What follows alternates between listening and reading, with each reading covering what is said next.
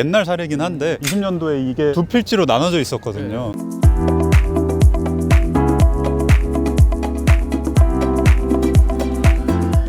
안녕하세요, 빌딩 셀러입니다. 오늘은 홍대 입구역에 나와 있습니다. 날씨가 지금 영하 날씨인데 오늘 소개시켜드릴 분은 박우성 과장님, 홍대에 대해서 설명 좀 해주시겠다고 이 자리에 모셔갖고. 안녕하세요, 박우성 과장입니다. 이제 건물 투자라고 하면은 최고의 투자처로 강남이 알려져 있는데 홍대를 찾은 이유는 아무리 강남이 최고의 투자처라고 하더라도 홍대가 주목해야 될 이유들이 몇 가지 있어서 마포구나 용산구 이런 곳들도 이제 고객분들이 많이 찾으시거든요. 그래서 저희가 이렇게 추운데도 불구하고 상무님을 홍대 입구까지 모시게 되었습니다. 그럼 여기서 특징적인 게 뭐가 있나요? 최근에 홍대 입구는 양화로 인근으로 해서 플래그십 스토어랑 해외 자본들이 계속해서 투입되고 있는 상황이고, 플래그십 스토어는 이제 대표적으로 무신사 스탠다드랑 카카오, 라인프렌즈, 시코르, 아디다스, 플라커 등등 젊은 층이 주로 소비를 하는 스토어들이 계속해서 입점을 하고 있는 추세입니다. 양화로에 최근에 2개의 프로젝트가 진행 중이었는데 하나는 이제 완공이 돼가지고 그쪽에 애플 스토어가 입점을 한다는 얘기들도 소문으로 떠돌고 있었습니다. 그 건너편으로도 건물이 신축 중이고 해외 자본들도 계속 투자가 이루어지고 있는 곳이기 때문에 또 홍대를 위주로 임장 강의도 좀 진행을 했었기 때문에 이쪽을 찾았습니다. 이동을 해볼까요? 우선 그럼 저쪽부터 한번 알려주시죠. 여기가 지금 홍대 입구역 8번 출구입니다. 예.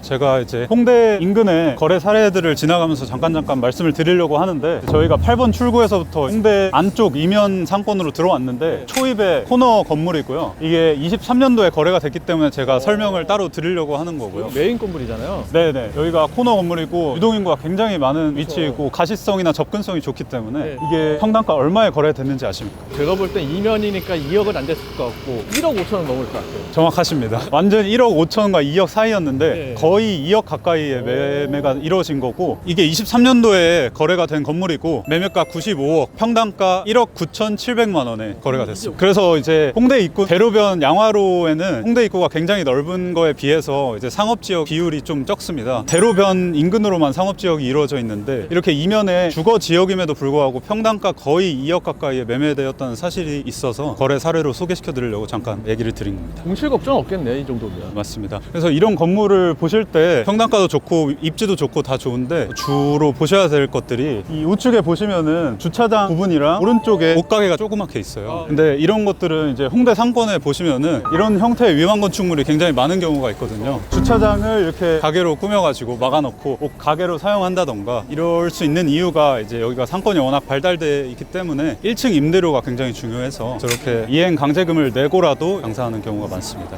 여기 지금 역에서 몇 미터나? 역에서 50m도 안 되고 여기 바로 보이는 위치에 있습니다. 다음 거로 이제 가실까요?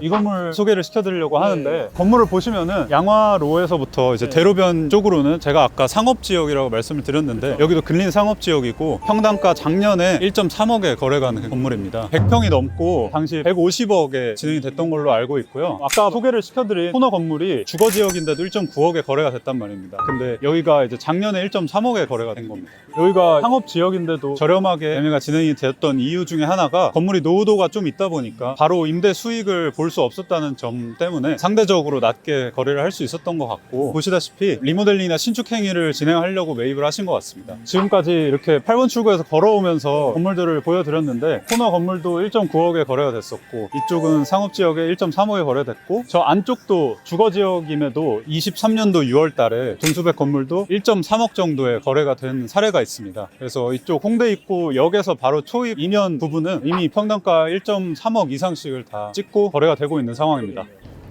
이번엔 또 어느 건물인가요? 이 건물을 소개시켜 드리려고 하는데 네. 마포곱창이라는 임차인이 들어가 있는 건물이고요. 이제 위치가 아까 8번 출구에서 나오면은 버스킹하고 각종 공연을 하는 곳으로, 여기가 막 춤추고 노래 부르고 막 하잖아요. 그 위치에 있는 곳이고 이쪽은 공실률이 굉장히 낮은 곳이고요. 이 건물을 특별히 말씀드리려고 한 이유는 20년도에 거래된 거라서 좀 사례가 옛날 사례긴 한데 20년도에 이게 두 필지로 나눠져 있었거든요. 근데 앞쪽 필지가 평당가 1억에 매입을 하셨고 뒤에 필지를 추가로 홍대도 평당가 7천만 원에 거래를 하셔가지고 이거는 부동산에서 저희가 또 물타기라고 얘기를 하는데 이게 원래는 주식 용어라고 하더라고요. 단가가 낮아졌을 때 추가 매수를 해가지고 단가를 이제 평균적으로 낮추는 그런 효과라고 하는데 부동산에서 똑같이 적용이 되고 있습니다. 앞쪽에 평당 1억, 뒤쪽에 평당 7천만 원에 거래를 해서 필지 매입을 했을 때 이제 8천만 원대로 거래를 한 거로 볼 수 있겠죠. 앞에 땅이 조금 비싸더라도 뒷 땅이 조금 더 싸면은 차라리 그걸 같이 사서 물타기를 하면 훨씬 저렴하게 매입을 할 수 있겠네요. 맞습니다. 그러면 좋은 투자가 될 거라고 생각합니다.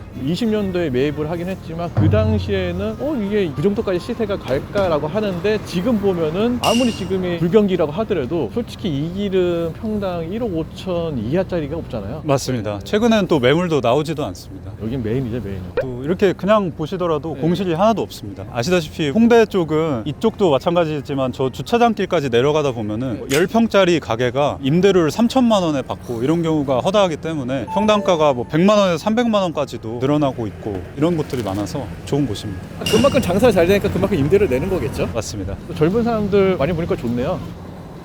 다음 건물은 이 건물인가요? 네, 이 건물을 제가 소개시켜 드리려고 하는데 이 건물은 또 어떤 제가 임장 강의를 할 때마다 추천을 드리는 물건이고요. 추천을 드린다는 게 좀 좋은 투자였던 것 같아서 이제 21년도에 평당가 6천만 원에 매입을 하셔서 그 매수자 분이 매도를 하신 거죠. 22년도에 바로 1년 만에 매도를 하셨는데 차익이 얼마나 나셨을 것 같습니다. 평당 6천만 원에 거래를 하셨는데 얼마짜리? 매매가가 23억이었던 것 같아요. 그러면 뭐 성공 사례라고 얘기했으니까 뭐 한 10억 정도? 한 34억? 거의 근접하셨는데 1년 만에 37억에 매각을 하신 물건이어서 네. 저도 이런 투자를 하고 싶다라고 손님들한테 많이 말씀드렸죠. 리모델링 하거나 이렇게 하지 않고 그대로 팔았는데 그 금액인 건가? 이제 주택 상태에서 보시다시피 철골이라든지 살짝의 손바뀜을 한 뒤에 거의 14억의 차익으로 매각을 하신 건데 양도세라든지 세금을 제하더라도 꽤 많이 투자 수익을 얻으신 것 같아서 그러면 이분은 투자를 했을 때 개인으로 산 것보다는 제가 볼 때 법인으로 샀겠네요. 왜냐면 개인으로 사게 되면 1년 이내 팔게 되면 양도세가 굉장히 많이 나오는 걸로 알고 법인을 있는데 팔게 되면 1년이든 2년, 3년이든 세금이 똑같으니까 아마 이분 또 이렇게 해서 팔려고 일부러 매입한 것 같네요. 그래서 투자의 성공 사례로 제가 얘기를 많이